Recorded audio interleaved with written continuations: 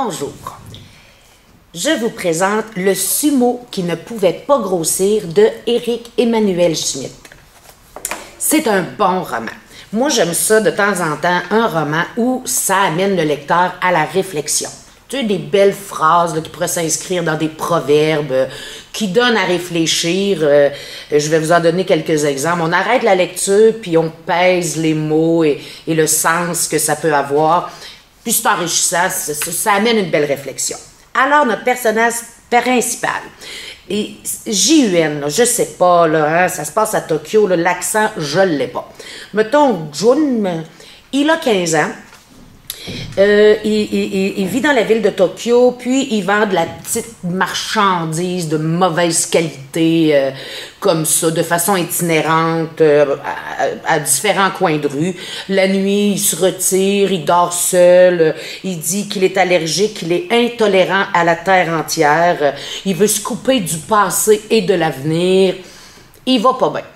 Puis là, ça fait quelquefois qu'à chaque fois qu'il passe à un certain carrefour, il y a un homme qui s'appelle Shominchu, je sais pas, qui lui dirige une école de lutteurs, qui arrête pas de lui dire, parce qu'il faut pas oublier que Jun, il est maigre comme un pou, mais il haït sa maigreur.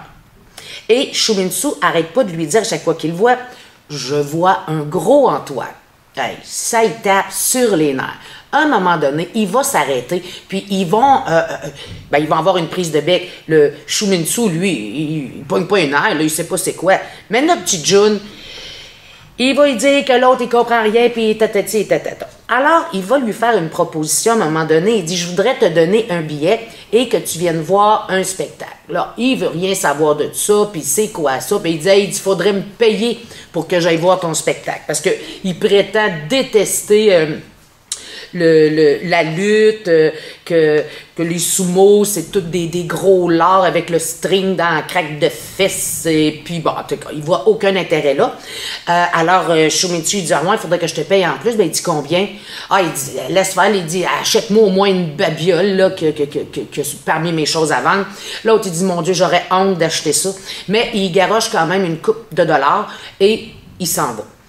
Eh, mais notre petite Jun, ben, il va prendre l'argent, il va pas s'occuper du ticket, puis il n'ira pas voir le spectacle. Il va même changer de quartier pour être sûr de ne pas recroiser cet homme-là. Quelque temps plus tard, il va recroiser l'homme qui va lui redonner la possibilité de venir voir un spectacle, mais il va dire, là, par exemple, je te donne pas d'argent. En tout cas, je te donne le ticket, si jamais ça te passe par l'idée, ah ouais donc.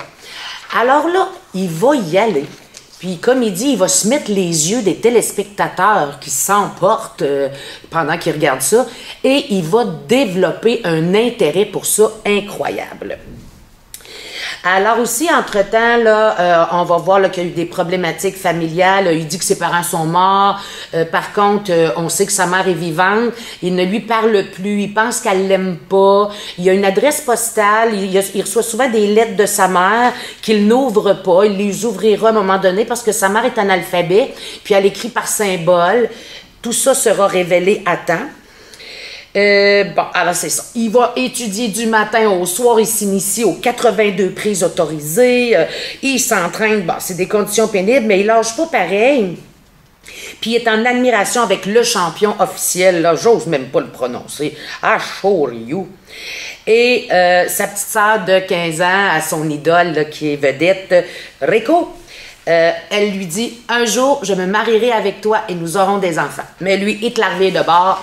Il a fait pleurer, puis il dit que jamais ça arrivera. Alors, Shuminto va dire à notre héros qui pense mal, qui pense pas par lui-même, qui a comme pas de racines, puis qui peut pas bâtir à partir de lui-même. Puis, ah ouais, c'est ça, comme je dis, là, les belles réflexions que son mentor lui dit, là, si ce que tu dis n'est pas plus beau que le silence, alors tais-toi. C'est la fin des cours. Alors voilà, vous allez avoir une belle histoire d'amour avec tout ça. Donc, notre roman commence, il a 15 ans, il va finir, il a 18 ans. Ça va débloquer ces choses. Il va se faire initier au bouddhisme zen. C'est ça, puis on va avoir des belles révélations en fin de compte vers la fête du monde. Il y a des liens là, qui vont se placer entre les personnages qui vont nous réjouir terriblement.